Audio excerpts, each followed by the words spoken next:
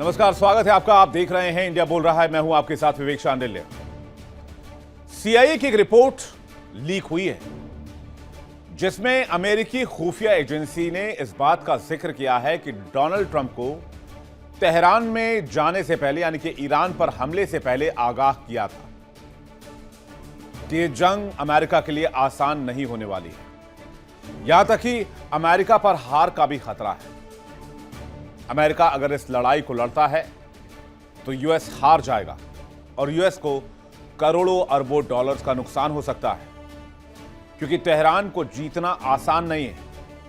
और सीआईए ने दशकों की रिसर्च के बाद इस रिपोर्ट को तैयार किया गया।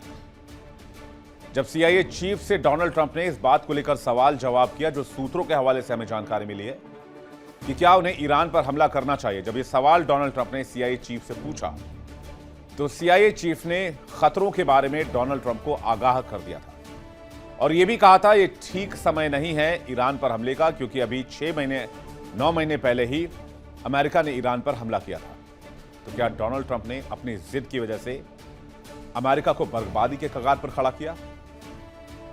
कल तक ईरान के ऊर्जा संयंत्रों को राख करने की धमकी देने वाले ट्रंप आज बैकफुट पर नजर आ रहे हैं, भीगी बिल्ली बने नजर आ रहे हैं। 48 घंटे पहले जो ट्रंप गरज रहे थे, 24 घंटे में ही उनके सुर बदल गए।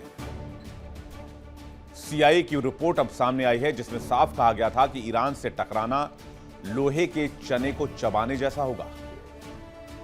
अपनों ने तो साथ छोड़ा ही छोड़ा, दोस्त भी साथ छोड़ गए। ट्रंप को समझ आ गया कि युद्ध के मैदान में उतरना और सोशल मीडिया पर दहाड़ना दो अलग अलग बातें होती हैं। अब डोनाल्ड ट्रंप कह रहे हैं कि 5 दिन तक ईरान पर कोई हमला नहीं होगा। बातचीत का रास्ता खुला है, सार्थक बातचीत हो रही है। इसे कहते हैं आसमान से गिरे और खजूर पर अटके। सुपर पावर होने का अहंकार अब मदद की गुहार में बदल चुका है।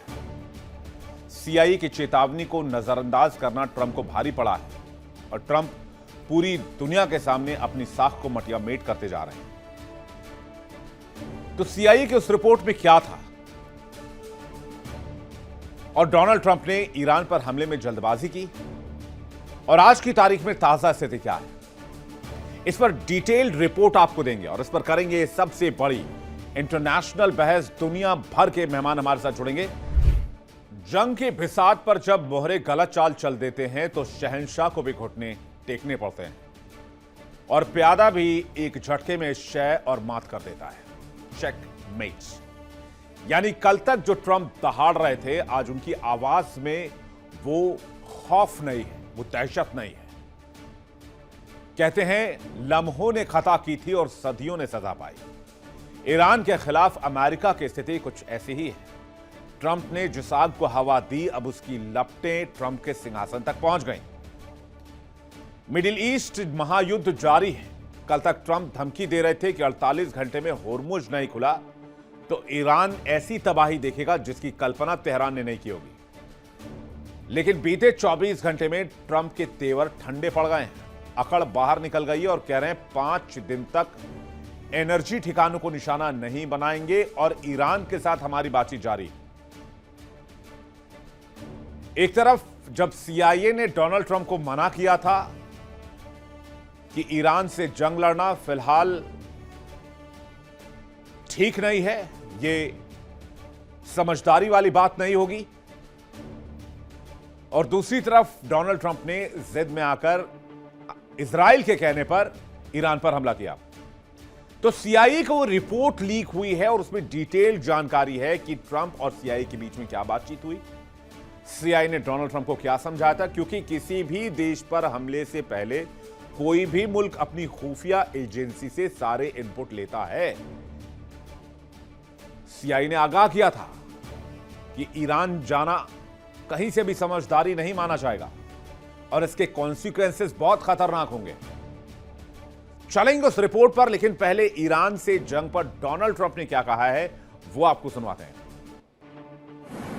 By probably phone, because it's very hard to find a country. It's very hard for them to get out, I guess. But we'll at some point very soon meet. We're doing a 5-day period. We'll see how that goes. And if it goes well, we're going to end up with settling this. Otherwise, we'll just keep bombing our little hearts out. Today, by probably phone because it's very hard to find a country. It's very hard for them to get out, I guess. But we'll at some point very, very soon meet.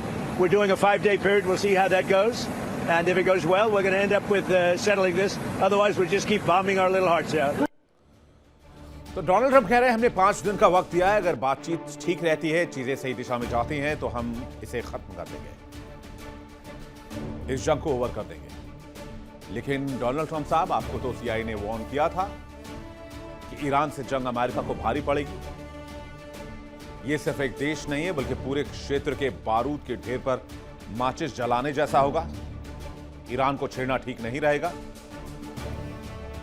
America Israel ने शुरुआती दौर में हमला तो जोरदार किया, लेकिन Iran के पलटवार ने अमेरिका की ताकत के घमंड को चकनाचूर करके रख दिया। ज्यादा दिन नहीं बीते, 2 दिन का जो वाकया है वो आपको बताते हैं कि ट्रंप के सुर किस तरह से बदले हैं। उसके बाद सीआईए रिपोर्ट की भी चर्चा करेंगे। अब देखिए स्टैंड कैसे बदला है। पहले डोनाल्ड ट्रंप को लग रहा था कि वो बहुत बड़ा धमाका और बहुत बड़ा कारनामा करने वाले हैं। 22 मार्च को कहते हैं कि 48 घंटे के अंदर होर्मुज ईरान खोल दे वरना ईरान को पछताना पड़ेगा। फिर 23 मार्च को कहते हैं कि हम बातचीत कर रहे हैं, अगले 5 दिन के लिए हमलों को रोकने का आदेश दिया है। बातचीत सकारात्मक दिशा में चल रही है। ईरान के साथ बैकडोर बैक चैनल से बातचीत हो रही है। 23 मार्च को कहते हैं 48 घंटे के अंदर और ज्यादा ताकत से हमला करेंगे। फिर 23 मार्च को कहते हैं अगले 5 दिन तक कोई हमला नहीं होगा। यह है स्टैंड जो चेंज हो रहा है कि अलग अलग ऊर्जा संयंत्रों पर हमला करेंगे। 22 मार्च को कहते हैं। फिर 23 मार्च को कहते हैं पावर प्लांट्स पर कोई हमला नहीं करेंगे। अमेरिकी राष्ट्रपति के बयान को लेकर वैसे पहले ही बहुत सवाल उठते रहे। वो कब क्या कहते हैं ये ना उनको पता होता है ना दुनिया को उनकी बातें समझ में आती हैं। लेकिन ब्रह्म चेलानी जो कि रक्षा जानकार हैं वो इन्हें मैडमैन थ्योरी कहते हैं। लेकिन सीआईए की रिपोर्ट क्या है जिसके लीक होने से बड़ी जानकारी सामने आई, जिसे दरकिनार कर डोनाल्ड ट्रंप ने बहुत बड़ी भूल की है। सीआईए ने वार्न किया था कि खामनेई को और तेहरान को गिराने का ख्वाब जो आप देख रहे हैं वो ख्वाब हकीकत में अभी नहीं बदल सकता है। सीआईए ने कहा था कि ईरान का नेतृत्व अभी मजबूत है, सरकार गिरने का कोई खतरा ईरान में नहीं, लोगों पर नेतृत्व का असर बरकरार है और अगर ईरान से जंग शुरू हुई तो ईरान जंग जल्द नहीं थमेगा। अमेरिका इजराइल का ऑपरेशन अधूरा रह जाएगा। शीर्ष ईरानी नेतृत्व मतभेद भुलाकर एकजुट हो जाएंगे और ईरान पूरी ताकत से पलटवार करेगा, मुकाबला करेगा।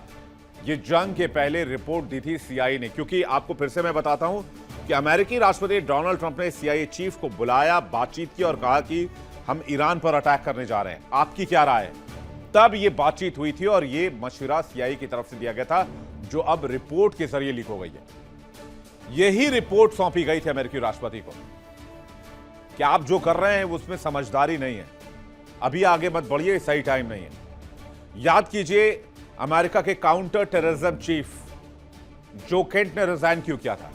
जो केंट ने भी वही बात कही थी जो सीआईए की रिपोर्ट में खुलासा हुआ है। जो केंट ने कहा था कि ईरान से अभी कोई इमीडिएट थ्रेट नहीं है, ईरान पर हमला करना अभी समझदारी नहीं है, कोई इमीडिएट थ्रेट नहीं है। फिर भी डोनाल्ड ट्रंप ने जल्दबाजी में इजराइल के चक्कर में ईरान पर अटैक किया और वो भी अमेरिकी इंटरेस्ट के खिलाफ जाकर। इसलिए ट्रंप का रवैया कई तरीके के सवाल पैदा कर रहा है। सीआईए की रिपोर्ट में साफ साफ लिखा हुआ था कि ईरान की मिसाइल क्षमता, उसका सैन्य संगठन IRGC अमेरिकी ठिकानों को बर्बाद कर सकता है, शमशान में बदल सकता है, कब्रिस्तान बना देगा। लेकिन डोनाल्ड ट्रंप कुछ सुनने को तैयार नहीं थे। वो इजराइल के साथ ईरान पर हमले की प्लानिंग कर रहे थे। उन्होंने सीआईए की सलाह को रद्दी की टोकरी में डाल दिया और नतीजा आपके सामने है। आप रोज आंकड़े देख रहे हैं, डिटेल देख रहे हैं, तस्वीरें देख रहे हैं। हालात यह है कि ट्रंप के करीबी भी उनका साथ छोड़ रहे हैं। एक कहावत है हिंदी में बहुत मशहूर, अकेला चना कभी भाड़ नहीं फोड़ता। ट्रंप की वही स्थिति बनती जा रही है। अब डोनाल्ड ट्रंप को जो मैडमैन थ्योरी के ऊपर काम करने वाला नेता कहा जाता है, वो भी समझ लीजिए क्या ट्रंप मैडमैन थ्योरी पर काम करते हैं। आइए समझते हैं क्या है ये मैडमैन थ्योरी। इस थ्योरी का सीधा सा मतलब है खुद को खतरनाक इंसान के तौर पर पेश करना, अनप्रिडिक्टेबल हो जाना कि अगले ही पल क्या फैसला ले लेंगे, जानबूझकर दुनिया के सामने खुद को सनकी पेश करना, जो गुस्से में आकर कोई भी बड़ा कदम उठा लेता है। ट्रंप जानबूझकर ऐसा कर रहे हैं ताकि ईरान खौफ में आ जाए और डर के मारे बिना लड़े अमेरिका के सामने सरेंडर कर दे। लेकिन आज आलम यह है कि इस युद्ध की आग में वो तेहरान को झुलसाने चले थे, ईरान को नुकसान पहुंचाने चले थे। इसमें कोई दो राय नहीं है कि ईरान को भी नुकसान हुआ है और तेहरान को भी नुकसान हुआ है। कई लोग मारे गए हैं, टॉप रिजीम साफ हो चुकी है। कई वफादार मंत्रियों और आईआरजीसी के कमांडर्स को अमेरिका और इजरायल ने मिलकर निशाना बना दिया, ठिकाने लगा दिया। लेकिन ये उतना ही सच है कि अमेरिका को इससे भी बड़ा नुकसान हुआ है। अमेरिका के डोनाल्ड ट्रंप के कई वफादार मंत्रियों सलाहकारों ने इस्तीफा दे दिया या तो दूरी बना ली। अरबों डॉलर का नुकसान हो चुका है। अमेरिका पर कर्ज का अनुमान बढ़कर $39 ट्रिलियन तक पहुंच गया है। अंतर्राष्ट्रीय मंच पर अमेरिका की साख जा चुकी है। अमेरिकी हथियार F-35 जब से गिरा है तब से अमेरिकी हथियारों को लेकर जो विश्वसनीयता पूरी दुनिया में कायम थी वो भी मटिया मेट हो चुकी है। इसलिए अब जब ताकत ने काम नहीं किया है तो ट्रंप दुनिया से मदद की गुहार लगा रहे हैं। मिडिल ईस्ट की जंग में अमेरिका के अंदर भी सवाल है। ट्रंप के अपने ही ट्रंप को कटघरे में खड़ा कर रहे हैं। रिपब्लिकन आइसोलेशनिस्ट गुट रिपब्लिकन पार्टी के भीतर विरोध के सुर उठ रहे हैं। एक अलग सा आइसोलेटेड ग्रुप बन गया है रिपब्लिकन पार्टी के अंदर ही, जो ये कह रहा है कि डोनाल्ड ट्रंप का यह फैसला सही नहीं है। रिपब्लिकन पार्टी के अंदर ही विरोध के सुर है, क्योंकि पार्टी के अंदर ही 32% लोग युद्ध के खिलाफ हैं। वो मानते हैं कि अमेरिका फर्स्ट नीति का उल्लंघन है, ये इजराइल फर्स्ट की नीति है। कैथरीन थॉमसन, जो कि पेंटागन की पूर्व अधिकारी हैं, थॉमसन ने विरोध जताया है। उन्होंने कहा कि इजराइल के लिए लड़ना एंटी अमेरिका है। जो केंट ईरान से जंग के बाद जो केंट ने इस्तीफा दे दिया, नेशनल काउंटर टेररिज्म के चीफ थे और ट्रंप के बहुत वफादार माने जाते थे। लेकिन उन्होंने कहा कि मैं इस जंग का समर्थन नहीं कर सकता हूं। यह अन्याय है और यह बहुत गलत फैसला है अमेरिकियों के लिहाज से। ईरान से कोई सीधा थ्रेट नहीं था। तुलसी गाबार्ड ने जो केंट के इस्तीफे का खुलकर समर्थन किया। ट्रंप ने इजराइल के दबाव में अमेरिका को जंग में झोंका। तुलसी गाबार्ड ने साफ साफ कह दिया। मार्को रूबियो, जो कि विदेश मंत्री हैं, रूबियो ने भी शुरुआत में जंग का विरोध किया था। उन्होंने कहा था कि इजराइल ने अमेरिका को इस जंग में घसीटा है। हालांकि चूंकि डोनाल्ड ट्रंप ऐसे बयान को पसंद नहीं करते हैं, तो रूबियो बाद में अपने बयान से पलटने की कोशिश भी करते नजर आए। मैं 24 घंटे के अंदर ट्रंप का बयान बदलना दुनिया के लिए अजूबा नहीं है, बल्कि अमेरिका की सेटबैक का सबसे बड़ा सबूत है। अब वो कह रहे हैं 5 दिन का समय है, बातचीत का रास्ता खुला है। इसे ही कहते हैं 9 दिन चले लेकिन 2.5 कोस। पहले युद्ध का बिगुल फूंका, लेकिन अब शांति की राह ढूंढ रहे हैं। असल में CIA की रिपोर्ट और ईरान के कड़े रुख ने ट्रंप को समझा दिया कि लोहे के चने चबाना हर किसी के बस की बात नहीं होती है। मिडिल ईस्ट में जंग शुरू होने के बाद एक सर्वे कराया गया, जिसकी रिपोर्ट भी सामने आई है। अमेरिकियों की नजर में ट्रंप क्या है, उस रिपोर्ट के हिसाब से स्क्रीन पे ये ग्राफिक्स देखते हैं। डोनाल्ड ट्रंप को 65% अमेरिकी अहंकारी मानते हैं, 57% लापरवाह मानते हैं, 56% भ्रष्ट और बेईमान मानते हैं और 57% जो है वो अवसरवादी मानते हैं। ईरान के पलटवार ने ट्रंप के सुपर पावर की इमेज को जमींदोज कर दिया। यहां तक कि अमेरिकियों की नजर में भी अब ट्रंप गुनहगार बन चुके हैं। ईरान ने दिखाया कि उसके पास सिर्फ तेल नहीं है, बल्कि टकराने का हौसला भी है। ट्रंप जो कल तक शेर की तरह दहाड़ रहे थे, वो आज मदद के लिए हाथ फैला रहे हैं।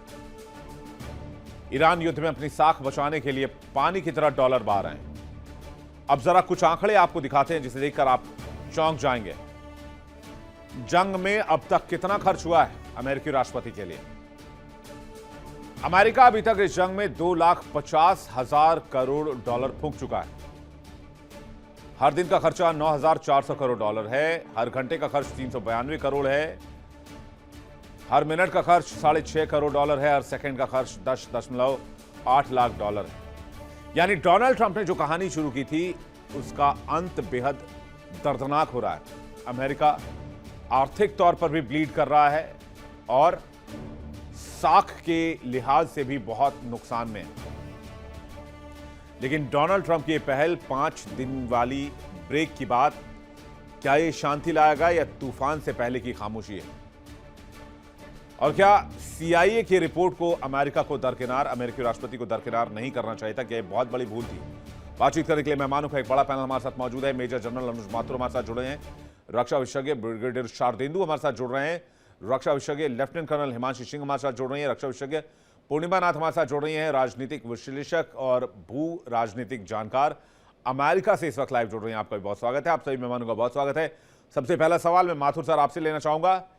फर्स्ट क्वेश्चन है, CIA की रिपोर्ट को अमेरिका ने क्यों दरकिनार किया? क्या इजराइल की तरफ से प्रेशर था? क्या मोसाद के पास कोई एप्स्टीन फाइल से जुड़े फुटेज या वीडियो या कोई सेंसिटिव जानकारी है? जब आपकी खुफिया एजेंसी आपको कह रही है कि आपको अभी हमला नहीं करना है, तेहरान से जंग में नुकसान हो सकता है, तो इन सारी बातों को क्यों नजरअंदाज किया गया? देखिए विवेक, इसको कोई कोई वजह डायरेक्टली बताई नहीं जा सकती। कोई ना कोई दबाव है। ये न केवल आप CIA की रिपोर्ट की बात कर रहे हैं, पिछले महीनों, कई 1.5 महीने से मैं इस बात कहता चला आ रहा हूं कि उनके जो जो सेन मिलिट्री कमांडर्स हैं, उन्होंने भी उनको एडवाइस किया है कि ये एक बहुत बेहतर मिलिट्री ऑपरेशन, मिलिट्री सोल्यूशन नहीं है। उसकी वजह बताता हूं विवेक। इन लोगों ने, ईरान ने इस दिन के लिए 20 साल तैयारी करी है, 20 years, मे बी मोर। उन्होंने जो अमेरिका की प्लेबुक है उसको गहराई से पढ़ा है और उनको पता है कि हर बार अमेरिका क्या करता है कि वो गो सिर ढूंढो, सिर तन से जुदा करो, तन अपने आप गिर जाएगा। शतरंज का खेल है कि बादशाह गया तो गेम ओवर। ये हुआ नहीं ईरान के केस में। क्यों नहीं हुआ? क्योंकि ईरान ने इसको देखा कि सद्दाम के साथ क्या हुआ, गद्दाफी के साथ क्या हुआ, सीरिया में क्या हुआ, वेनेजुएला में क्या हुआ। इस चीज को वो स्टडी करते रहे थे और इसलिए उन्होंने एक ऐसी सॉलिड स्ट्रेटेजी तैयार करी थी। और वो स्ट्रेटेजी कोई कल का या परसों का या 2025 में जो हमले हुए थे उसका नतीजा नहीं। ये स्ट्रेटेजी बहुत पुरानी एक स्टडी के ऊपर आधारित है। और इस स्ट्रेटेजी में एक बहुत इंपॉर्टेंट जो इशू था वो ये था कि अपने भूगोल को किस तरह से एक हथियार के तौर पर इस्तेमाल किया जाए। Use your geography, weaponise your geography. और यही इजराइल ने, ईरान ने किया। उनको पता था कि अमेरिका आके वही करेगा। मौका देख करके, छलावे के साथ आकर के, डिसीव। छलावा में क्यों कह रहा हूं ये बात समझने की है, क्योंकि जब ओमान के साथ, ओमान में बातचीत हो रही थी, जेनेवा में जो बातचीत हो रही थी, उसमें कहीं ना कहीं ये निकल करके बाहर आ रहा था कि ईरान झुक तो नहीं कहूंगा, ईरान अपनी जो रिक्वायरमेंट्स है उनको टोन डाउन करने के लिए तैयार है। ईरान बातें मानने को तैयार था। तो ऐसा माहौल उस समय क्रिएट हो रहा था कि शायद कोई अब निकट भविष्य में कोई किसी प्रकार का हमला नहीं होगा।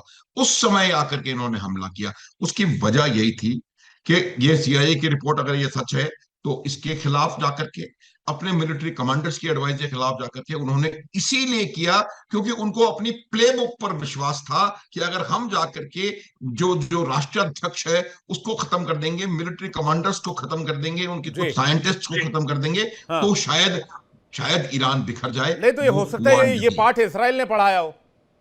बिल्कुल संभव है। और उसमें जो आप एप्स्टीन फाइल का जो बार बार जिक्र हो रहा है वो इसीलिए हो रहा है क्योंकि देखिए एप्स्टीन फाइल का अगर आप थोड़ा सा उसको पढ़ेंगे तो उसमें ये बात साफ है कि ये एप्स्टीन फाइल की पूरी जो जानकारी है वो किसी एक विदेशी इंटेलिजेंस एजेंसी के पास है। और ये बात मैं पहले भी कर चुका हूं कि ये विदेशी एजेंसी, पूरी संभावना है कि इजराइल हो, मोसाद हो। और अगर ये वजह है क्योंकि इजराइल को पता है कि इजराइल चाहता है कि किसी ना किसी तरीके से ईरान की जो मारक क्षमता है उसको कम किया जाए। मतलब वो ईरान जो को दादा दादी की हथियार, कहानियां हम सुना करते थे कि राजा की जान एक तोते में बसती है, कहीं ऐसा ही कुछ लग रहा है हाँ मुझे। बस बस संभव मैं संभव मैं संभव है। जी, मैं ब्रिगेडियर सर का रिएक्शन चाहूंगा, उसके बाद मैं पूर्णिमा जी, हिमांशी जी आपके पास आ रहा हूं। शारदेंदु जी। देखिए, जो आज की डेट में डोनाल्ड ट्रंप का एक तरफा अनाउंसमेंट किया कि 5 दिनों तक वो एनर्जी सेंटर्स को नहीं स्ट्राइक करेंगे, एक ये कंपल्शन है उनका। एक वो चाह रहे हैं कि एक भूमिका बना रहे हैं कि एक ऑनरेबल एग्जिट लिया जाए इस युद्ध से, क्योंकि रिजल्ट हासिल नहीं हो रहा है। उनके जो मिलिट्री एम थे, पॉलिटिकल एम थे, कहीं से भी मीट आउट नहीं होते नजर आ रहे हैं। 24 घंटे का हरमुज को खाली करने का जैसे वार्निंग का टाइम खत्म हुआ, तो आपने अपना स्टैंड बदल दिया, क्योंकि आपने एक आह्वान किया था विश्व में कि तमाम फोर्सेस हमारे साथ आए जो स्टेट ऑफ हॉर्मुज से अपने एनर्जी रिसोर्सेज को ड्रॉ करते हैं।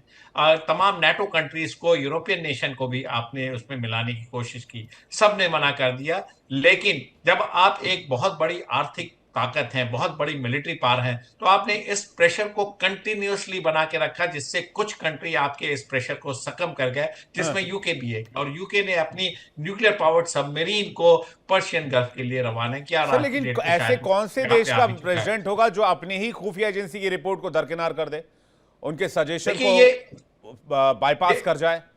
विवेक जी, ये जल्दीबाजी में लिया गया डिसीजन है। तमाम उनके खुफिया एजेंसी के पहले तमाम उनके मिलिट्री जनरल भी उनको एडवाइस कर रहे थे कि आप शॉर्ट एंड स्विफ्ट वॉर के लिए तो जा सकते हैं, लेकिन लंबे वॉर के लिए नहीं जा सकते, नंबर 1।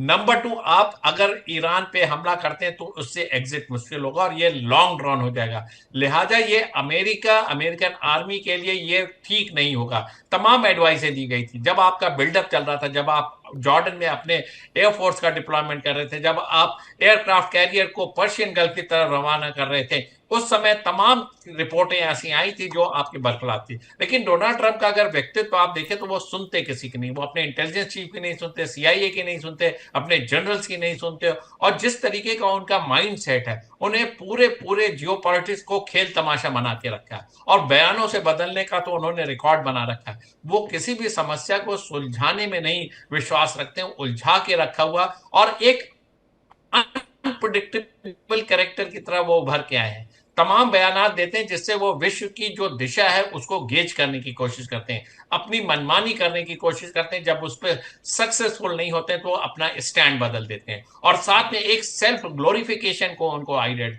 हर चीज का क्रेडिट उनका, हर रिसोर्सेज उनके लिए, हर चीज को, चाहे वो हार हो जीत हो, वो अपने अमेरिकन की विक्ट्री में वो कन्वर्ट करना चाहते हैं। और साथ में मेक अमेरिका ग्रेट का एक नारा दे रखा जिसके तहत वो हर चीज को जस्टिफाई करना चाहते हैं। अमेरिका ग्रेट इस तरीके के एक्शन से नहीं बनता है। आपने अमेरिका का जो यूनिपोलर वर्ल्ड में जो एक अस्तित्व था, एक हेजीमनी थी, उसको आपने एरोड कर दिया। मिडिल ईस्ट का जो आप सिक्योरिटी के एजेंट बने हुए थे, अपने तमाम मिलिट्री बेसेस बनाए थे, 40,000 ट्रूप्स का डिप्लॉयमेंट किया था, उसको क्षति पहुंची। आज की डेट में नेटो आपसे बाइफरकेट करता हुआ नजर आ रहा है, क्योंकि आपने उनकी भी सिक्योरिटी नीड को नेग्लेक्ट किया, क्योंकि आप डेड वेट नहीं कैरी करना चाहते थे। और इसी डेड वेट के तहत आपने मिडिल ईस्ट में आपकी पॉलिसी फेल हुई, जिसके तहत चाइना और रशिया का जो इंग्रेस था मिडिल ईस्ट में बढ़ा, फिर आपको तकलीफ हुई। और ईरान का एक ऐसा कैरेक्टर है नेतन्याहू, जो आपको अपने टर्म्स में मनवाता है, आपकी चमचागिरी करता, आपके यस मैन करता, आपको के लिए प्लीजिंग वर्ड बोलता हो, और साथ में जो इजराइल का ग्रेटर एम है उसको वो साध रहा है। साथ में वो लेबनान में भी देखे स्ट्राइक कर रहा है, सदर्न लेबनान में। हाँ, अब इजराइल ने ईरान पर हमला थोड़ा कम किया है, लेबनान पे बढ़ा दिया है। लेबनान के पास वो मिसाइल कैपेसिटी नहीं है और एयर डिफेंस कैपेसिटी नहीं है, तो उनको नुकसान ज्यादा हो रहा है। तो ये दिखाता है कि किस तरीके से नेतन्याहू आपको अपने पूरे एडवांटेज की तरह यूज कर रहे हैं, और साथ में आपका गार्जियन बना हुआ है मिडिल ईस्ट में, वो अपने माध्यम से आपको यूटिलाइज कर रहा है और आपको प्रीएम्प्ट कर दिया ईरान में स्ट्राइक करने के लिए। देखिए, ईरान उसके लिए आंख की किरकिरी बहुत दिनों से बना हुआ था, और अमेरिका के रिसोर्सेज और अमेरिका के सहयोग से कॉन्सिक्वेंसेस, शारदेंदु सर, इसके कॉन्सिक्वेंसेस बहुत खतरनाक होंगे। आने वाला फ्यूचर मिडिल ईस्ट के लिए ठीक नहीं। आज 70% ऑयल ब्लॉक है मिडिल ईस्ट के अंदर, और तेहरान अपना तेल अब आजादी से बेच रहा है। ईरान को अगले 30 दिन के लिए परमिशन भी मिल गई, लेकिन फिर भी हॉर्मुज़ स्ट्रेट खोलने के लिए तैयार नहीं है। अब बहुत कॉम्प्लिकेटेड कर दिया है चीजों को डोनाल्ड ट्रंप ने, खास करके मिडिल ईस्ट में। पूर्णिमा जी का रिएक्शन चाहूंगा कि क्यों सीआईए के जो उनकी सलाह थी उसको दरकिनार किया, इसको रिपोर्ट को दरकिनार किया। क्या मोसाद के पास एप्स्टीन फाइल के कुछ स्ट्रांग कॉन्क्रीट वीडियोस, एविडेंसेस क्या मौजूद है? क्यों इजराइल के प्रेशर में Donald Trump? Highly possible, highly possible. आपने देखा होगा जब से ये वॉर शुरू हुआ, एप्स्टीन के बारे में, एप्स्टीन फाइल के बारे में कोई बात नहीं कर रहा है। बिल्कुल। उसको डाइवर्ट करना और डिसेप्टिवली डिस्ट्रैक्ट करना वाज वेरी इंपॉर्टेंट। और ऊपर से यहाँ पे डोमेस्टिकली आप अगर देखिए, not not just the Epstein file issue but also हमारे यहाँ पे जो gas, grocery, energy, insurance, rent, all this prices का जो उन्होंने हमें बताया था। मैंने सुना ऑयल प्राइसेस काफी बढ़ गए, सबसे ज्यादा अमेरिका में हाइक हुआ है। जी जी, बढ़ेगा। सी, इवन दो हमारे कंट्री इंपोर्ट नहीं कर रहे, oil, global oil prices matter करता है ना, यहाँ पे भी बढ़ा हुआ है। तो in every places is going to go up. हमारे यहाँ पे 80 सेंट 90 सेंट ऑलरेडी बढ़ चुका है। सो और ज़्यादा और जाएगा। द आइडिया दैट उन्होंने अपने आप को प्लेटफॉर्म में बताया था कि वो he is going to bring down everything on day one, और रशिया यूक्रेन का वॉर उन्होंने डे वन में खत्म करेंगे। कहाँ पे डे वन में खत्म कर रहे हैं? उनका अगर बस चलता है वो बंद नहीं कर सकते थे रशिया यूक्रेन वॉर। लेकिन at the end of the day आपको तो ये भी समझना चाहिए, जो आप जो चिल्ला रहे हो कि यूक्रेन ईरान का प्रॉक्सीज है, हुतीज है, हिजबुल्ला है, हमास है, एक्सेट्रा, A3H बोल दो, HQ बोल दो, what ever what not, America का प्रॉक्सी नहीं है। यूक्रेन कौन है? अमेरिका और यूक्रेन को नॉट ओनली फाइनेंशियली सपोर्ट कर रहे हैं, और आर्म्स दे रहे हैं, हथियार दे रहे हैं, ट्रेनिंग्स दे रहे हैं। CIA के एजेंट घुसे हुए पड़े हुए उनके इंस्टीट्यूशंस में, फिर भी Ukraine is not able to win. और रशिया के ऊपर कितने सारे सैंक्शंस लगाई गई है। This is the same case with Iran. Iran के ऊपर 12,700 सैंक्शंस लगाई गई है, उसमें से 9,000 इज स्टिल एक्टिव। आप मुझे बताइए, इतना सारे अमेरिकी क्या मान रहे हैं पूर्णिमा जी? 25 दिन की लड़ाई के बाद, अरबों डॉलर के स्वाहा हो जाने के बाद वहां के लोग क्या कह रहे हैं? यहाँ पे सिर्फ जो फैक्शन, मागा फैक्शन है, जो कल्ट लीडर, कल्ट माफिया बन चुका है, that's the supporter of president Trump right now. वो जो 56 इंच वाली बात हो गई है, कल्ट लीडर का जो आपको अथॉरिटेरियन एक लीडरशिप आपको दिखता है प्रेसिडेंट ट्रम्प की। हाँ। इनकी मागा लीडरशिप, मागा जो माफिया है, नहीं, जो अभी जो सर्वे हुआ है, वहां की मीडिया ने सर्वे कराया, उसमें तो 65% लोग अहंकारी कह रहे हैं डोनाल्ड ट्रंप को, 57% अवसरवादी कह रहे हैं, अपॉर्चुनिस्ट, 56% लापरवाह कह रहे हैं, और 54% भ्रष्ट और बेईमान भी कह रहे हैं। जी, वो उसमें कोई शक नहीं है। The point I am trying to say over here is that MAGA faction hasn't moved an inch. उनके लिए Donald Trump is the god. वो जीसस क्राइस्ट को भी अभी रिप्लेस करेंगे, वो सिचुएशन है उनका। अब जो हमारे जैसे सेंट्रिस्ट लोग हैं, सेंटर टू राइट है, और even the leftist party which is Democrat, उनके लिए Donald Trump is not doing right at all. हमारे कंट्री का प्रॉब्लम हो रहा है because he has put a target on every American. अगर अमेरिकन के ऊपर टारगेट होगा, उनको नहीं पूछा जाएगा आप चूंकि दिल से हिंदुस्तानी है और बाय वोटर राइट आप अमेरिकन हैं, तो मैं आपको हिंदुस्तानी मानता हूं। लेकिन अमेरिकियों के लिए सबसे दुख की बात यह है कि अमेरिकी हथियारों का जो बेड़ा गर्क किया है, F-35 6th generation stealth fighter jet को ईरान ने अपने घर के बने इंडिजिनस एयर डिफेंस सिस्टम से भेज दिया। आप सोचिए, दुनिया भर में अमेरिका अपने हथियारों को क्यों बेचता है? कि ये सबसे काबिल है, सबसे मजबूत है, सबसे ज्यादा घातक हैं, लीथल हैं। भयंकर फ्यूचर डेवास्टेटिंग डिसीजन है ये ईरान पर हमला करने वाला। मैं हिमांशी जी का रिएक्शन चाहूंगा। क्यों CIA की रिपोर्ट, जी, CIA की बात नहीं मानी, और क्या ये बहुत बड़ा इंपैक्ट है इस बार? नमस्कार, जय हिंद। देखिए विवेक, सबसे पहले तो ये समझने की जरूरत है कि लीक किसने किया और किसके हित में किया गया है। क्योंकि जब भी इस तरह की लीक होते हैं तो कई बार ये केयरफुली क्राफ्टेड एक मैसेज होता है जो किसको दिया जा रहा है और किसके द्वारा दिया जा रहा है, ये समझना भी बहुत मुश्किल है। देखिए, CIA एक ऐसी एजेंसी है जिसकी रिपोर्ट लीक होना बहुत ही मुश्किल बात है। क्योंकि देखिए, ये जो एजेंसी है, ये बहुत सारी जानकारियां सिर्फ इकट्ठा नहीं करती है, ये सरकारों को इन्फ्लुएंस करती है, ये ग्लोबल रिजीम चेंज कराती है और ग्लोबल डिसीजन मेकिंग को भी इम्पैक्ट करती है। तो सबसे पहला सवाल ये है कि क्या जस्ट बिकॉज ट्रंप चाह रहे हैं कि ये 5 दिन का जो इन्होंने एक तरीके से अपनी तरफ से एक सीज फायर टाइप कुछ एक ऑफर दिया है, तो क्या उनके सेफ एग्जिट की तैयारी हो रही है? क्योंकि कहां तो विश्व की नंबर 1 पावर, कहां एक 16वें नंबर पर ईरान की पावर, जिसके पास में कुछ भी लेटेस्ट एयर डिफेंस सिस्टम नहीं था, लेकिन उसके बाद भी जो इनको धोबी पछाड़ वो दे रहे हैं और जिस तरह की पटखनियां दे रहे हैं, तो कहीं ना कहीं ट्रंप के लिए बहुत बौखलाने वाली बात तो ये है ही। और जिस तरह से इनके जहाज वापस गए हैं, जो यूएसएस गेराल्ड फोर्ड है, ऐसा सुना गया है कि 30-30 घंटे के लिए इनके जो सेलर्स हैं उनको वॉशरूम तक जाने के लिए इंतजार करना पड़ा। अब ये टेक्निकल फॉल्ट की बात करते हैं, तो आप विश्व की नंबर 1 मिलिट्री पावर है, किस तरीके से आपके सारे जहाजों में स्नैग आ रहा है, किस तरीके से उनमें टेक्निकल फॉल्ट्स आ रहे हैं, और अगर इनमें टेक्निकल फॉल्ट आ रहे हैं तो आप किस दम पर नंबर 1 विश्व की पावर बनकर घूम रहे थे? बातें बहुत क्लियर हैं कि इनका जो कैलकुलेशन था वो ठीक नहीं था। And as it is said कि Trump always chickens out. TACO तो इनको ऐसे मजाक में नहीं कहते ना, टैको बकायदा इनका नाम है। ये जितना भी मागा मागा करते रहे, लेकिन सबको पता है कि इन्होंने, जब इनका इलेक्शन का तैयारी चल रहा था, तो इन्होंने पैसे लिए थे जो तेल के व्यापारी हैं उनसे, और इसी चक्कर में इन्होंने वेनेजुएला में भी जो हथकंडे अपनाए थे, वहां के प्रेसिडेंट को उठा के ले गए, वो किया था। देखिए, बहुत पहले अगर हम ईरान की बात करें, तो जब वहां पर मागदे की पावर थी, जिसके बाद में इन्होंने वहां पर शाह को बिठाया था, तब तो कोई ये नारे नहीं लगाता था ना, डायरेक्ट टू अमेरिका।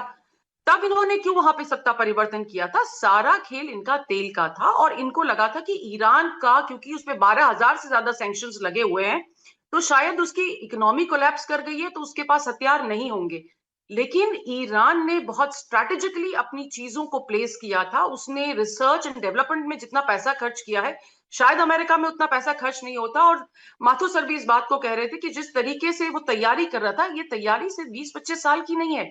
उसने 1979 के बाद में चीजों को बहुत तरीके स्टडी किया है। हर केस स्टडी को उसने तोड़ निकाला है कि अगर वियतनाम में क्या हुआ, उसके बाद उसको क्या करना चाहिए। उससे सबसे नजदीक तो ईरान ही था ना, जहां पे ये टैंक लेके घुस गए थे। सबसे नजदीक उसने उस वॉर को देखा, और खुद वो 8 साल तक वॉर में इराक के साथ रहा था। तो ये सारी चीजें समझाती हैं हमें कि ईरान ने एक फूल प्रूफ प्लान तैयार किया था। देखिए, जो उसकी जो मोज़ैक सिस्टम के जो लोग हैं, वो एक दूसरे के संपर्क में भी नहीं आ रहे हैं कि अगर वो बात करेंगे तो कहीं उनकी लोकेशन ट्रैक ना हो जाए। So they are very very careful. और जो 6 शर्तें ईरान ने इस समय रखी हैं, तो आप देखिए, वो ईरान से तो नहीं आई है ना, वो कहां से आई है? वो लेबनान के थ्रू अपलोड की गई हैं। तो हमें यही नहीं पता है कि शर्तें रख कौन रहा है, मनवाना कौन चाह रहा है।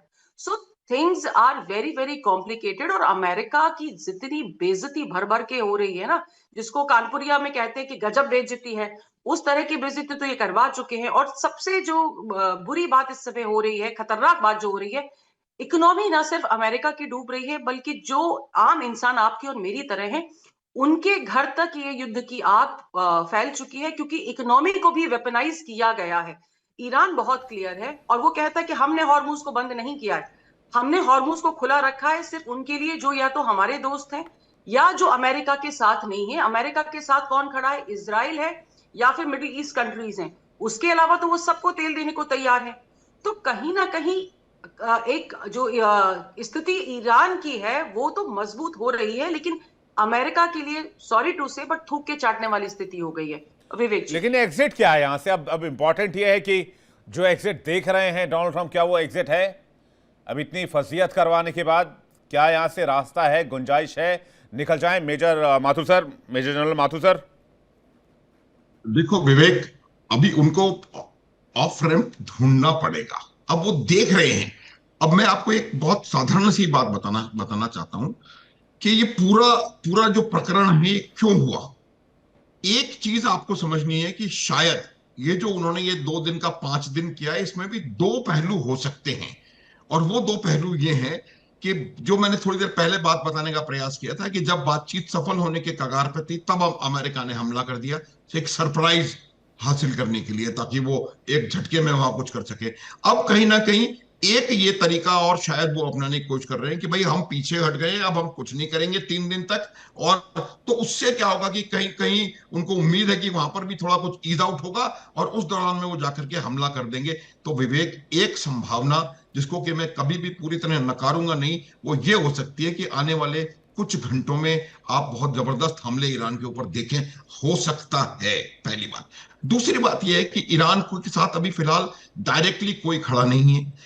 अब ईरान को फर्दर डिस्क्रेडिट करने के लिए अमेरिका ने एक एक ये ट्रंप साहब ने एक अपना एक नया तरीका गढ़ा है कि हम बातचीत कर रहे हैं और हम आगे बढ़ रहे हैं और हमने यूनिलेटरल ये सीज फायर कर दिया है, ताकि इसका नेगेशन आए ईरान की तरफ से और ईरान को पूरे विश्व में और एक गलत तरीके से दिखाया जाए कि भाई हम तो युद्ध खत्म करना चाहते हैं, हम शांति चाहते हैं, लेकिन ईरान जो है वो नहीं कर रहा है। तो एक ये भी इसका इस चीज का कारण हो सकता है। अब हमको जो समझना है वो ये है कि क्या चाहता है अमेरिका। मैं इतना बता रहा हूं विवेक, कल भी मैंने कहा था आपको कि इतनी बड़ी फोर्स वो लगातार अपने मरीन्स को और इनको वहां पर लेकर के आ रहे हैं, वो वैसे ही उन्होंने बहुत बेइज्जती करा दी अमेरिका की, वैसे ही अमेरिका की साख खत्म हो गई। जो अमेरिका का जो इनविंसिबिलिटी वाला चेहरा था उनकी आर्मी फोर्सेस का, वो बिल्कुल पूरी तरह से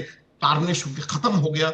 और अब अगर वो इतने सारे मरीन्स को पता नहीं कहां कहां से ला करके और इतने सारे एम्फीबियस क्राफ्ट को ला करके खाली हाथ यहां से चले जाएंगे तो और उनकी बेइज्जती होने वाली है।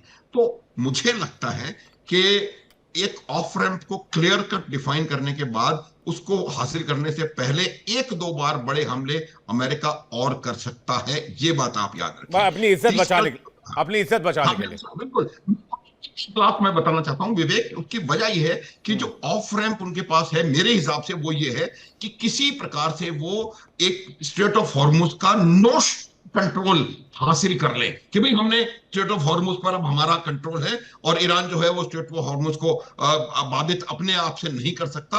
वो उनके लिए एक बहुत बड़ा नोशनल विक्ट्री होगा और वो वहां से उसके बाद निकल करके इज्जत बचा के दम दबा के वहां से जा सकते हैं। लेकिन एक बात क्लियर है विवेक कि डोनाल्ड ट्रंप ने इस एक्शन को करके अमेरिका को एक बहुत बड़ी पटखनी खुद दे दी है। जी पूर्णिमा जी, क्या ऐसा मुमकिन है, आपको लग रहा है? देखिए, मेरा भी I actually suspect that could be something, because last 2 time में जब निगोशिएशन हो रही थी तब भी बम किया था उन्होंने। एक साइड में कहते कि निगोशिएशन करते, दूसरी साइड में एक्चुअली बम करते। So he is not a sincere, he is not even acting as a proper diplomat who can actually do a negotiation.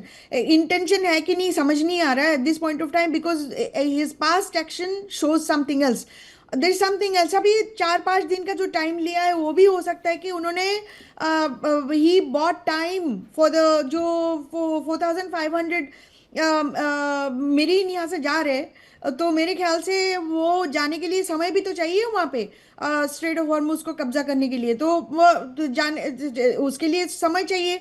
He is probably buying time for it, but at the same time इस बीच में जो US हो सकता है कोई बहुत बड़ा attack करके वहां से निकले। क्या है मुमकिन है मदर ऑफ ऑल बम या फादर ऑफ ऑल बम का इस्तेमाल कर लें? बेशक टैक्टिकल न्यूक्लियर वेपन का इस्तेमाल ना करें, उसके बाद बोले कि जंग खत्म हो गई। जैसे कि आपको याद होगा जून 2025 में जो हमला अमेरिका ने किया था, उसके बाद डोनाल्ड ट्रंप का यह दावा था, मुझे याद है, कि हमने ईरान के परमाणु कार्यक्रम को 10 साल पीछे कर दिया है। अब पता नहीं उनके कैलेंडर में 10 साल 9 महीने में पूरा हो जाता है, मुझे नहीं पता, लेकिन फिर वो 9 महीने के बाद वो अटैक कर बैठे। तो उन्होंने ये दावा किया था। हाँ जी विवेक जी, और एक क्विक थिंग, जो इजरायली एम्बेसडर टू अमेरिका है, अभी मैंने देख रही थी, उन्होंने ये बताया था कि ईरान में तख्ता पलट हो सकता है और होगा, ईरानियन लोग उनको हटाएंगे IRGC को, ये बोल रहे थे। तो there is something going on, it's not really, it is not, he is always playing deception game, ये psychological warfare चल रहा है। तो डिसेप्शन गेम में तो फिर ये भी पॉसिबल है, वो कह रहे हैं अगले 5 दिन तक अटैक नहीं करेंगे और हो सकता है आज ही रात कोई बड़ा अटैक हो जाए। ईरान ने तो डिनाई किया है ना कि उनके साथ बातचीत ही नहीं हुई, वो जो उनके बिल्कुल किया है, बिल्कुल है, ईरान कुछ दिन पहले वो भी डिनाई किया कि डिएगो गार्सिया में जो अटैक हुआ है उन्होंने नहीं किया था, it was a false flag. तो आप देख लीजिए, there is lot of information warfare हो रही है यहाँ पे, साइकोलॉजिकल प्रेशर करा जा रहा है। और ये डोनाल्ड ट्रंप के मेरे ख्याल से Donald Trump is actually playing with it, because उनके पास कोई एग्जिट अपॉर्चुनिटी नहीं मिल रही है, तो ये साइकोलॉजिकल वॉरफेयर खेल के उनको यहाँ से निकलने का अपॉर्चुनिटी बना रहे हैं। This is something, there is something else तो गोइंग ये ऑन लड़ाई हियर। अब मैदाने जंग में कम और शतरंज की बिसात पर ज्यादा जबरदस्त नजर आ रहा है ब्रिगेडियर शारदेंदु सर। देखिए मैं इसको थोड़ा अलग तरीके से एनालाइज करता हूँ। ये हाँ। जो 5 दिन का इन्होंने जो बोला कि स्ट्राइक नहीं करेंगे एनर्जी सोर्सेस पे, तो इसको आप देखिए, एक तो एक बड़ा ऑनरेबल एग्जिट चाह रहे हैं, उसके लिए एक भूमिका बना रहे हैं, एक तरीके का ग्राउंड गेजिंग कर रहे हैं कि ईरान किस तरीके से रिएक्ट कर सकता है। एक तो ये वजह हो सकती है। दूसरे, आज 24वां 25वां दिन होने जा रहा है युद्ध का। हर एक युद्ध में आपको एक ऐसा समय चाहिए जब आप रीबिल्ड करते हैं, चीजों को रीअसेस करते हैं, रीअलाइन करते हैं, रिकैलिब्रेट करते हैं और फिर एक अलग मोमेंटम के साथ स्ट्राइक करते हैं। तो हो सकता है ये लॉजिस्टिक पॉज की कैटेगरी में जा रहा है कि 5 दिन तक वो वर्ल्ड ओपिनियन देखेंगे किस तरीके का है, अपने को रीओरिएंट करके एक मैसिव स्ट्राइक के लिए जाएंगे। क्योंकि 48 घंटे के जो वार्निंग पीरियड थी स्टेट ऑफ हॉर्मुज का, उसके खत्म होने से पहले ये स्टैंड आया, तो वो गेज कर रहे हैं। तीसरा ये कि उन्होंने तमाम देशों को इन्वाइट किया कि वो स्टेट ऑफ हॉर्मुज को खोलने में मदद करें, जिसमें जापान है, यूके है, कई देशों ने हाँ भरा है, कई देशों ने ना भरा है। तो उनके रिसोर्सेस को मोबिलाइज करने के लिए समय गेन किया जा रहा है। और साथ में बोला है कि अगर ये 5 दिन सक्सेसफुल नहीं होते हैं तो उसके बाद वो बड़ी मैसिव स्ट्राइक करने जा रहे हैं ईरान पे। देखिए, ईरान की 31 स्टेट में अमेरिका ने बहुत भीषण तबाही मचाई है, इसमें कोई दो राय नहीं। तमाम उनके control centre, military installation, launching site को तबाह किया है। न्यूक्लियर साइट को भी उन्होंने टारगेट किया है। हर एक न्यूक्लियर साइट पे उन्होंने उसके आसपास ऐसी स्ट्राइक की है कि हर बार डर बना रहता था कहीं वो न्यूक्लियर रेडिएशन की कैटेगरी में ना चला जाए। लेकिन ईरान उस स्टेज में है नहीं, क्योंकि उनके जो न्यूक्लियर रिएक्टर है, जो उनका एनरिच्ड यूरेनियम है, कहां पे किस प्लांट में है अभी पता नहीं है। तो लिहाजा वो सक्सेसफुल होता हुआ नहीं दिख रहा है। और साथ में अमेरिका जो एक तरीके से कमिट किया हुआ है इजराइल के साथ, तब तक ये 5 दिन तक इजराइल अपने सदर्न लेबनान पे स्ट्राइक कर ले, लिथुआनिया रिवर पे जो उसने ब्रिज था उसको तोड़ दिया है, और साथ में ग्राउंड एक्शन की जो तैयारी करता है। इन सारों चीजों की लिंकिंग है। और साथ में अब मिडिल ईस्ट के कंट्री में, जिसमें सऊदी अरेबिया शामिल है, जिसमें जॉर्डन है, तमाम देशों को मोबिलाइज कर रहा है कि वो भी एक मोर्चा खोलें। और चौथा, उसने पाकिस्तान को भी एक फोर्स किया है कि आप वेस्टर्न फ्रंट से ईरान की तरफ मोबिलाइज करिए। तो तमाम तरीके के ऑप्शन पे काम हो रहा है। ये टाइम गेन करने का तरीका, ऐसा मैं समझ रहा हूं। हो सकता है इस 5 दिनों में या तो पीस की बात प्रोग्रेस हो जाती है, जैसे पेजेस्किया ने बोला कि वो ओपन है टॉक के लिए, लेकिन वो चाहते हैं लॉन्ग लास्टिंग सोल्यूशन। ऐसा नहीं कि 6 महीने बाद फिर अमेरिका स्ट्राइक कर दे, इजराइल स्ट्राइक कर दे। इस बार के युद्ध में वो इंश्योर चाहते हैं बाइंडिंग गारंटी, नहीं बिल्कुल सही कह रहे हैं सर आप। पेजेस्कियन बाइंडिंग गारंटी चाहते हैं। वो चाहते हैं कि इस बार जंग या तो थमे या थमे ही ना, हम लड़ते रहेंगे, लेकिन अगर जंग थमे तो फिर बाइंडिंग गारंटी के साथ थमे कि भविष्य में अमेरिका और उसके कोई भी अलाई हमारे ऊपर हमला नहीं करेगा। इस बात की गारंटी अमेरिका को देनी हुई, तब हम जंग रोकने को तैयार। आप डिटर्मिनेशन का लेवल देख रहे हैं आप तेहरान का। इतना मिसाइल गिर जाने के बावजूद ईरानी सॉइल पे वो ये कह रहे हैं कि हमें नहीं चाहिए सीजफायर जब तक अमेरिका गारंटी नहीं दे, बाइंडिंग गारंटी के हम एब्सोल्युटली। देखिए कहां गए उनके प्रोटेस्टर, कहां गया वेस्टर्न मीडिया, कहां गए प्रोटेस्टर, कहां सत्ता रिजीम का बदलाव, कहां उनके न्यूक्लियर इंस्टॉलेशन, कहां गए हुती हिजबुल्लाह को ना सपोर्ट करने के वादे। तमाम तरीके की ऐसी चीजें जो आज की डेट में बैक ट्रैक हो गया। जो अयतुल्लाह खमनेई को मारा वो एक काउंटर प्रोडक्टिव नहीं होके एक उनमें नेशनलिस्टिक फीलिंग दिया, देश को एक कर दिया उसने। और हर इंसान देखिए वर्षों तक अमेरिका से लड़ने के लिए, जंग लड़ने के लिए तैयार है। तो एक तरीके का काउंटर प्रोडक्टिव हुआ। उसको उनकी सत्ता में 28 तारीख का जो गेन था उसको कैपिटलाइज करके उसी समय सीज फायर करना चाहिए था, अगर आप में बुद्धिमत्ता होती। हिंदुस्तान ने देखिए आपके लिए रोल मॉडल दिया था 4 दिन के अंदर। खामेनेई को अगर नहीं मारा गया होता तो मुझे लगता है कि अभी भी एग्जिट रूट एक कुछ ना कुछ तो खुला जरूर होता है। हिमांशी जी का रिएक्शन चाहूंगा, उसके बाद माधुर सर आपके पास। और हिमांशी जी, एक बहुत बड़े जनरल थे जिन्होंने ओसामा बिन लादेन का जो डेथ का जो ऑपरेशन हुआ था, जिसको कहते हैं ऑपरेशन नेपच्यून स्पीयर, उसको ओवरसी किया था। उनका स्टेटमेंट है, he is former navy seal William McRaven, he says Through your action, you have embarrassed US in the eyes of our children, us in eye of our children, humiliated us on the world stage, and worst of all, divided us as a nation. अगर इस तरह की बात America के Donald Trump के लिए अगर एक फॉर्मर नेवी चीफ कह रहे हैं, तो कितनी शर्म की बात है कि आपके ऊपर से भरोसा जा चुका है। और देखिए, जो 6 शर्तें ईरान ने रखी हैं, ये ऐसी शर्तें हैं जिसको देख के लग रहा है कि अमेरिका तो ऑलरेडी बैकफुट पे है, क्योंकि जिस तरीके से शर्तें आई हैं तो लग रहा है कि भाई ईरान बहुत क्लियर है कि मेरा पल्ला इस बात में भारी है। आप देखिए तो जितने भी नाटो कंट्रीज हैं, कोई भी लड़ाई के लिए सामने नहीं आ रही है। हॉर्मुज में अपने जहाज नहीं भेज रही, वो सिंपल सी बात कर रही है, हम आपके साथ खड़े हैं, लेकिन अगर आपको पीस चाहिए तो ठीक है, बात कीजिए। उसके अलावा कोई भी अपनी तरफ से आगे नहीं आ रहा है। और ये भी कहा जा रहा है कि कुछ कंट्रीज ने ऑलरेडी तेहरान से बात करना शुरू कर दिया है कि हमें आप वहां से सेफ पैसेज दीजिए, क्योंकि जब अमेरिका की तरफ से आया था कि हम उनके पावर ग्रिड पे हमला करेंगे, तो उसने बहुत क्लियरली कहा था कि हम आपके डीसैलिनेशन प्लांट जितने भी मिडिल ईस्ट है उस पे हमला करेंगे। देखिए, इंसान तेल के बिना कुछ दिन जी सकता है, लेकिन पानी के बिना नहीं जी सकता है। और इस चीज को ईरान बहुत बखूबी समझ गया, उसको समझ में आ गया था कि इनको अगर हमने दबाना है तो कहां कहां दबाना है। और शर्तें देखिए कितनी मजेदार शर्तें हैं कि एक तो यहां से आप जितना भी आपका मिलिट्री बेसिस है वो पैक करो और दफा हो जाओ, हमको कॉम्पनसेशन दो। अमेरिका क्या इस स्थिति में है कि वो इनको कॉम्पनसेशन देगा? और उसके बाद में अगर कॉम्पनसेशन भी नहीं देगा तो देखिए, जो उनका पहले का पैसा फ्रीज कर रखा है अमेरिका ने, वो इनको हटाना पड़ेगा। तो कहीं ना कहीं ईरान बहुत क्लियर है और वो हॉर्मुज पे अपना दावा छोड़ नहीं रहा है अमेरिका की धमकियों के बाद में। वो बहुत क्लियर कह रहा है कि अगर यहाँ पे रास्ता आपको खुलवाना है तो यहाँ का ठेकेदार अगर कोई रहेगा तो वो ईरान रहेगा। तो मुझे लगता है कि ईरान इज वेरी क्लियर, उसको क्या करना है, उसके पास स्ट्रैटेजी है, उसके बाद एग्जिट स्ट्रैटेजी भी होगी। लेकिन अमेरिका के पास ना ही कोई एंट्री स्ट्रैटेजी थी, ना कोई एग्जिट प्लान है। अमेरिका को ये युद्ध ना सिर्फ इकोनॉमिकली भारी पड़ रहा है, बेइज्जती तो हो ही रही है। मिलिट्री माइट इज एक्सपोज्ड कि इतने 11-12 जहाजों के होते हुए भी उसके 3-4 जहाज भी इस लायक नहीं है कि वो युद्ध लड़ सकें। तो मुझे लगता है इससे ज्यादा अमेरिका के लिए ईरान की मैं कूटनीति की तारीफ करूंगा।